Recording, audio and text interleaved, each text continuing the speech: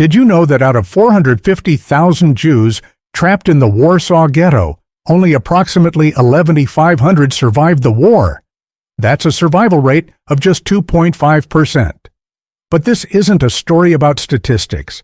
This is about one man who defied those impossible odds, not through violence, not through escape, but through music, luck, and the kindness of an enemy soldier. Why did a Nazi officer risk his life to save a Jewish pianist? Why did Władysław Szpilman survive when his entire family perished? And how did a single performance of Chopin change the course of one man's destiny in the darkest days of human history? Stay with me, because what you're about to discover will challenge everything you thought you knew about survival, humanity, and the power of art in the face of absolute evil. This is the true story behind The Pianist. September 23, 1939, Warsaw, Poland, a Tuesday that would change everything. But let's rewind 4 weeks earlier to a world that still made sense. In August 1939, Władysław Szpilman was 27 years old and living his dream. Born on December 5, 1911 in Sosnowiec, Poland, Szpilman wasn't just any pianist, he was the pianist of Polish radio, broadcasting live performances to hundreds of thousands of listeners across the nation. Did you know Szpilman had studied at the Berlin Academy of Arts with some of the most prestigious teachers in Europe? He'd performed with Arthur Rubinstein. He'd composed his own works. By 1939, he was a household name in Poland, a celebrity in a country that revered classical music. His family was cultured, educated, middle class. His father, Samuel, was a violinist. His mother, Edwarda, ensured all 4 children received exceptional musical education. His brother, Henrik, was studying medicine. His sisters, Regina and Halina, were young professionals with bright futures. They were assimilated Polish Jews, people who considered themselves Polish first, Jewish second. They spoke Polish at home, celebrated both Polish and Jewish traditions, and believed deeply in the promise of modern, enlightened Europe. They were wrong. September 1, 1939, 6:30. At 4:45 a.m. on Friday, September 1, 1939, German forces crossed the Polish border. Within hours, the Luftwaffe began bombing Warsaw. Szpilman was in the Polish radio studio when the first bombs fell. He kept playing. Even as the building shook, even as colleagues fled, he continued his broadcast of Chopin's Nocturne in C-sharp minor. Why? Because that's what artists do. They create beauty, even as the world burns. On September 23, 1939, exactly 23 days after the invasion began, Polish radio went silent for the first time in its history. The Germans had won. But here's what's remarkable. Szpilman's final broadcast before the occupation would become legendary.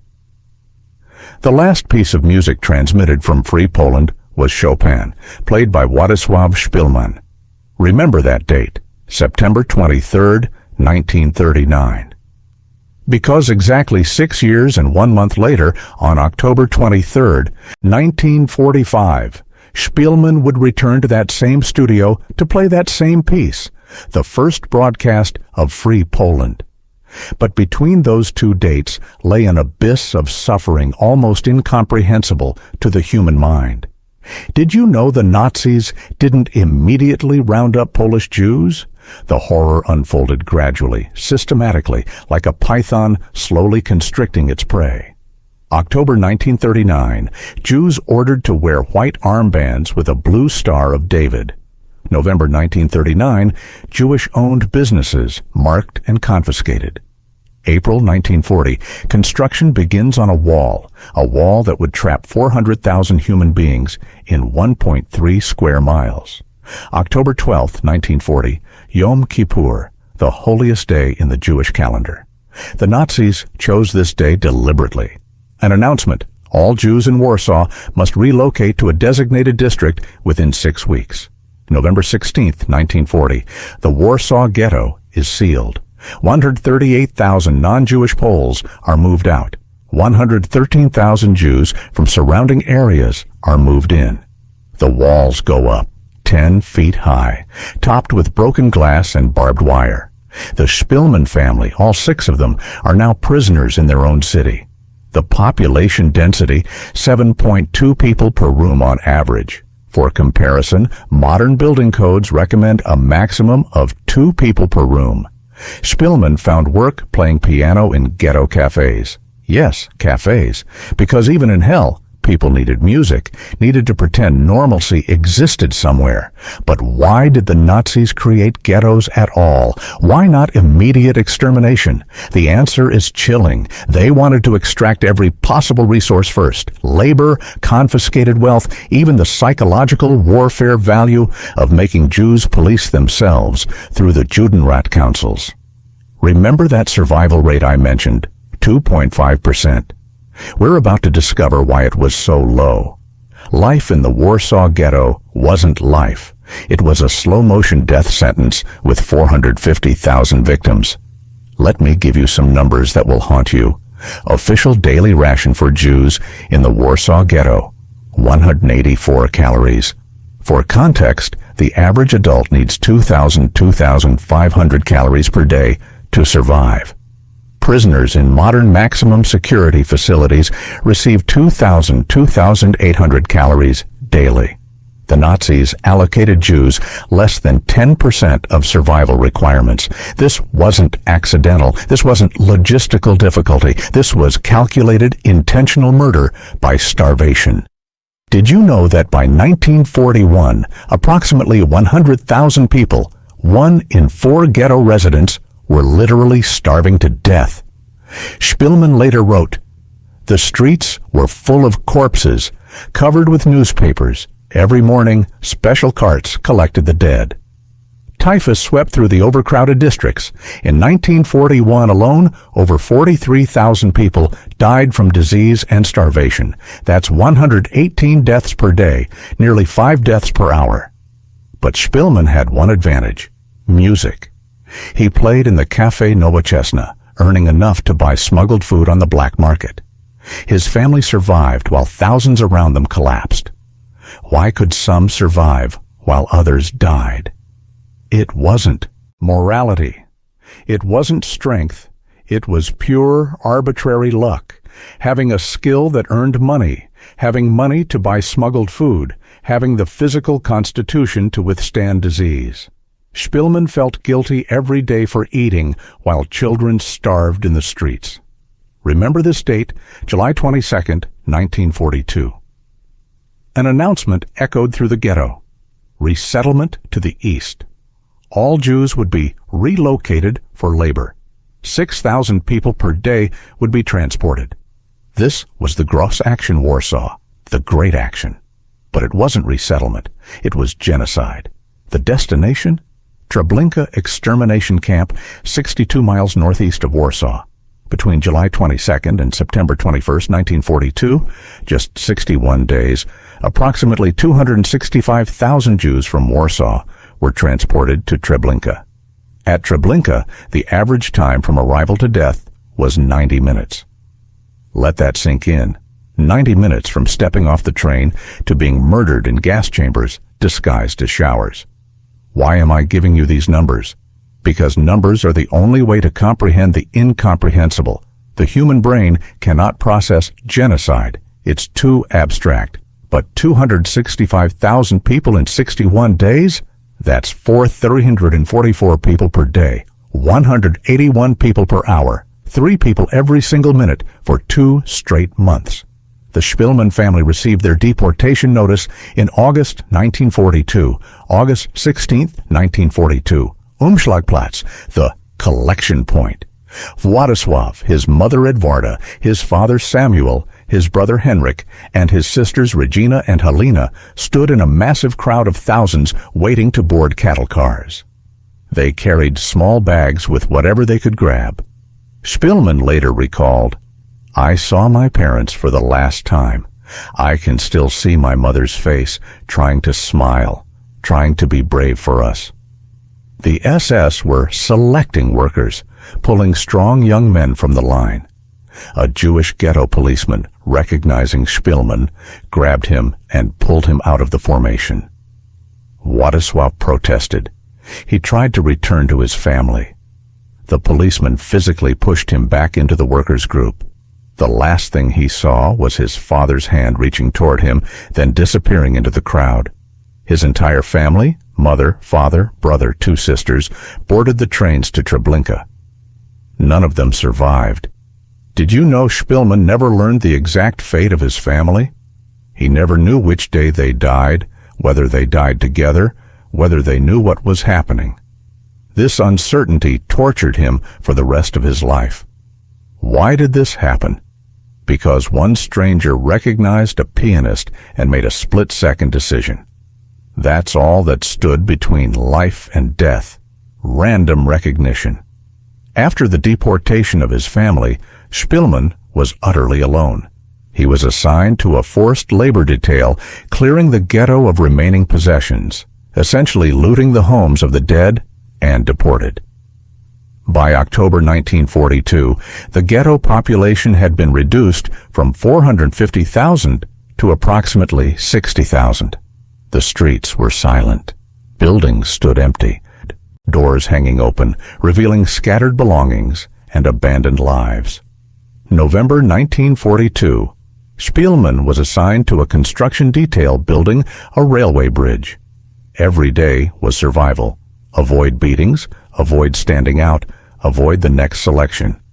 But then, in April 1943, something extraordinary happened. The Jews of Warsaw decided to fight back.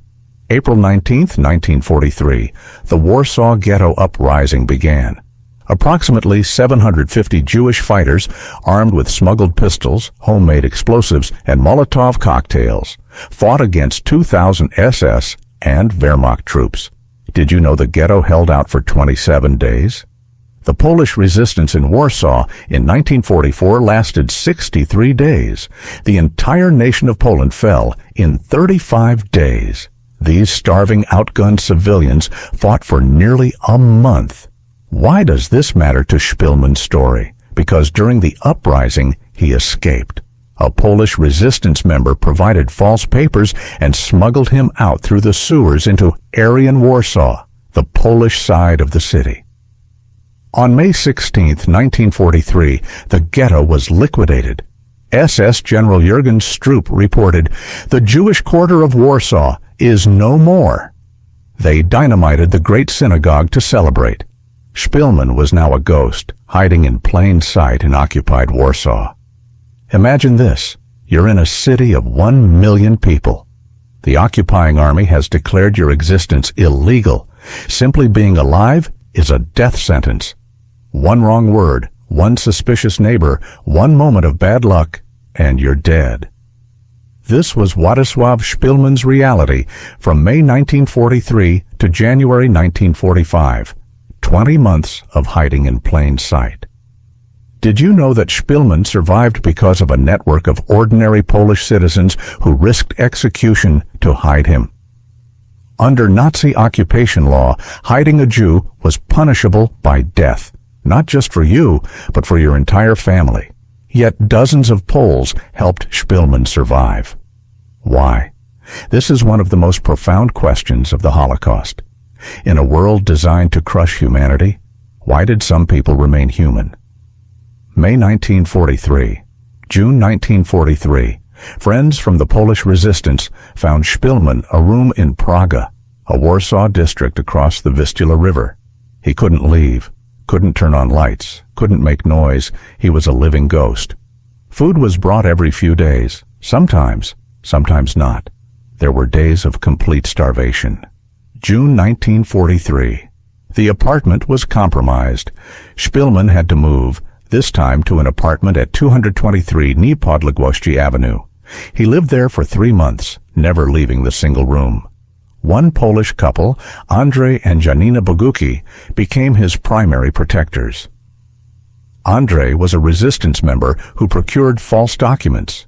Janina brought food, risking her life every time she crossed the city.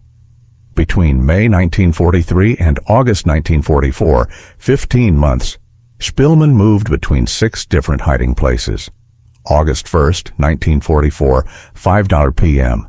The Warsaw Uprising began, the largest single military effort of any resistance movement in World War II.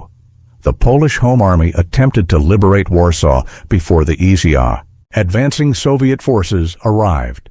Approximately 50,000 Polish fighters rose up against 16,000 German troops.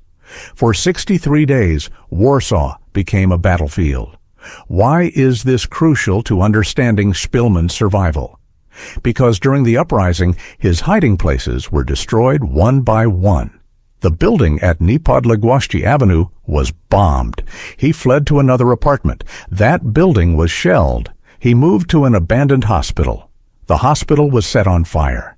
Did you know that Hitler, enraged by the uprising, ordered the complete destruction of Warsaw?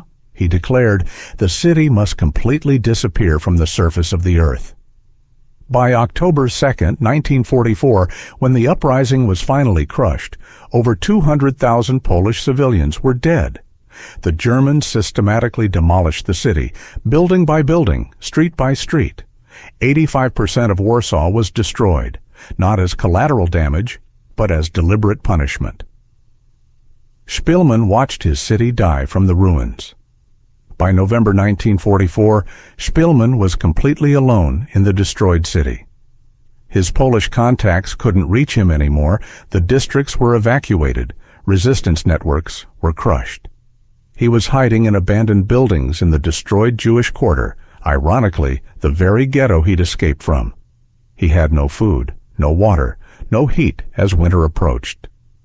Did you know Szpilman survived by finding canned food in destroyed buildings? He ate raw beans from cans opened with broken glass.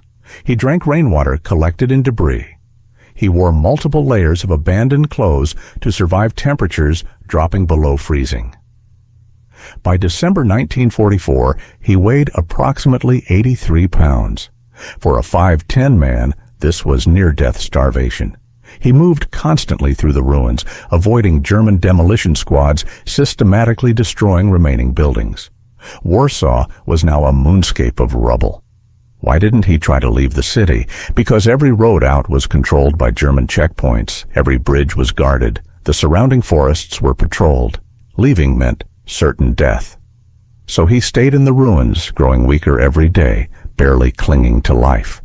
And then, in the most destroyed building, in the dead of winter, starving and frozen, Władysław Szpilman found a piano. This piano would save his life in the most unexpected way imaginable.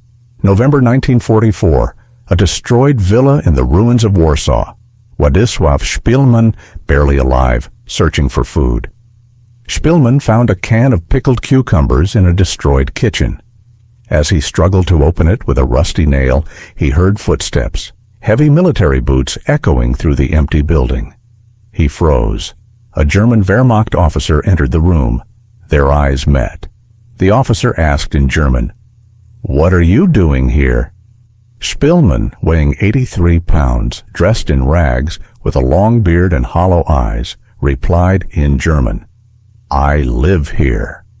The officer could have shot him immediately. The standing order was to kill all civilians found in the destroyed zones.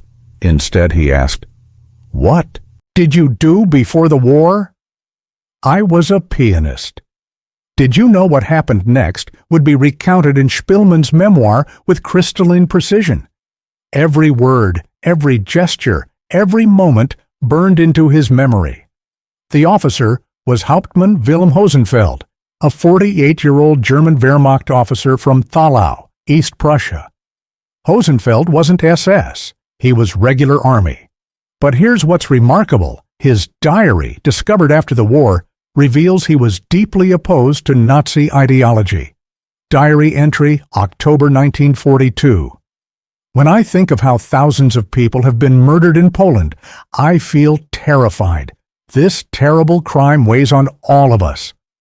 Why didn't he defect or refuse orders? Like many Germans, he was trapped between conscience and consequences. Desertion meant execution. Speaking out meant death. But in the destroyed villa, face to face with a starving Jewish pianist, Wilm Hosenfeld made a choice. He said, "Show me." He led Szpilman to another room where, impossibly, a piano stood, damaged but functional, covered in dust and rubble. Szpilman's hands were frozen, swollen, barely functional. He hadn't touched a piano in over a year. He sat at the instrument and began to play Chopin's Nocturne in C-sharp minor, the same piece he'd played during the final broadcast of Polish radio in September 1939. Did you know that Szpilman later said he wasn't thinking about survival while playing? He was simply playing, returning to the one thing that defined him, even if these were the last moments of his life. The music echoed through the destroyed villa.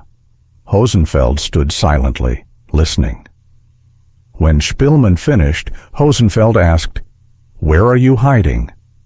For the next 6 weeks, from November 1944 to January 1945, Hauptmann Wilm Hosenfeld regularly brought Szpilman food, water, and blankets. He found a better hiding spot for him in an attic. He brought military rations, bread, canned meat, preserves. He brought his own Wehrmacht coat for warmth. Why did he do this? Hosenfeld's diary provides some answers. If I could only help one person, perhaps it would redeem something of this evil. But helping Jews was punishable by immediate execution, even for Wehrmacht officers. Every time Hosenfeld visited Szpilman, he risked court-martial and death.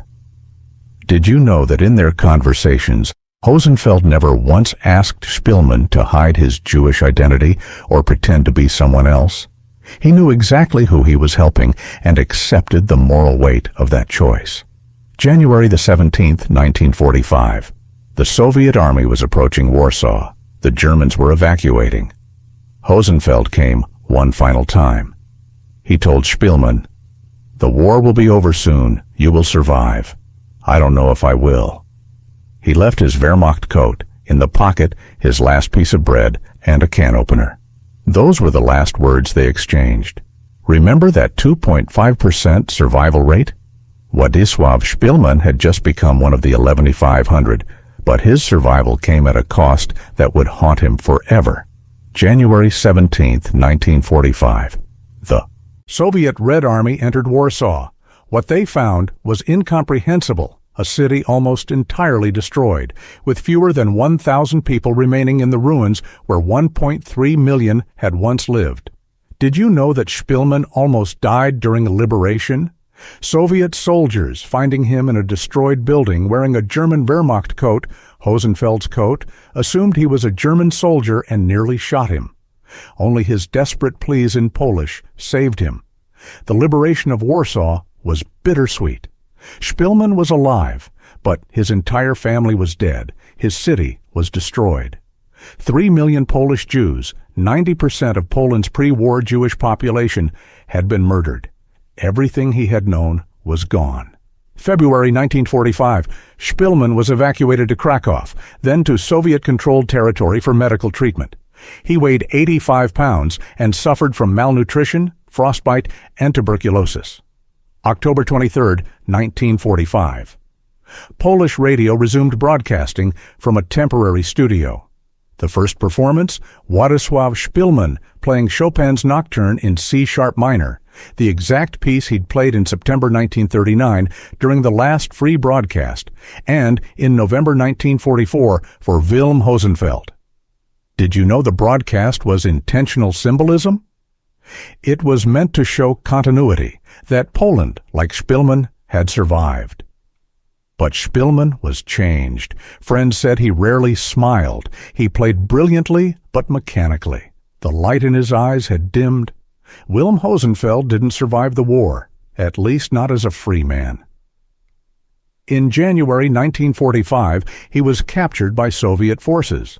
Despite helping dozens of Jews and Poles during the occupation, he was sent to a Soviet prisoner of war camp as a German officer. Hosenfeld wrote letters from captivity, hoping Szpilman or other people he'd helped would testify on his behalf. Some letters reached Poland. Szpilman tried desperately to locate him and provide testimony. But Soviet bureaucracy was impenetrable. Hosenfeld died in a Soviet camp in May 1952, 7 years after the war ended, from injuries sustained during interrogation. Did you know that in his final letters, Hosenfeld expressed no regret for helping Szpilman? He wrote, "If I saved one life, perhaps my own life had meaning."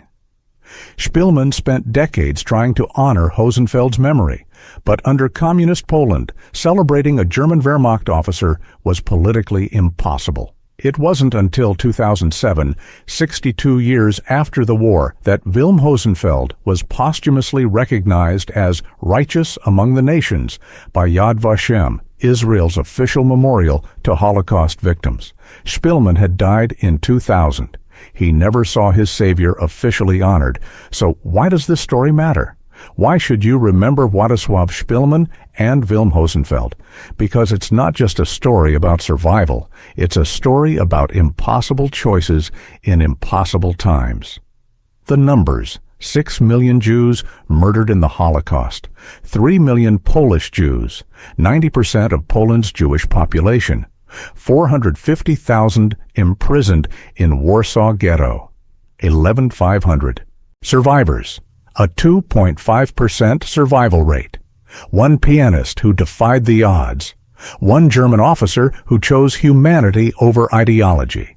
Did you know that Szpilman continued to perform and compose until his death in July 2000 at age 88? He played thousands of concerts, composed hundreds of pieces, and lived long enough to see Roman Polanski's film adaptation of his memoir. But he never fully recovered. Friends said he woke with nightmares. He rarely spoke about his family.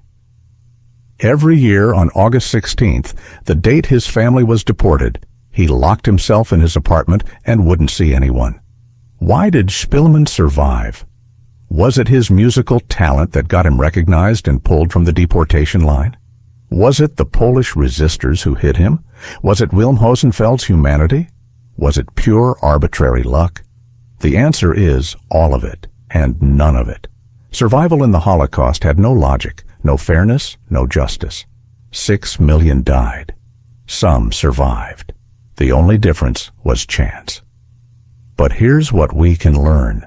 Even in the darkest moments of human history, there were people who chose kindness.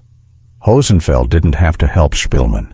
The Polish resistance didn't have to risk their families, but they did. And music, art itself, had power. When Szpilman played Chopin in that destroyed villa, he reminded Hosenfeld of humanity, beauty, civilization, everything the war had destroyed. For 3 minutes, they weren't enemy and victim. They were two men sharing music. The final question: remember the hook from the beginning. Why did a Nazi officer risk his life to save a Jewish pianist? Because in the end, Wilm Hosenfeld believed that saving one life, just one, could redeem something in a world gone mad. He couldn't stop the war. He couldn't save everyone, but he could save one man. And that one man, Władysław Szpilman, lived long enough to tell the story, ensuring that both their names would be remembered. This was The Pianist, a true story of survival, humanity, and the power of music to transcend even the darkest evil. Thank you for watching.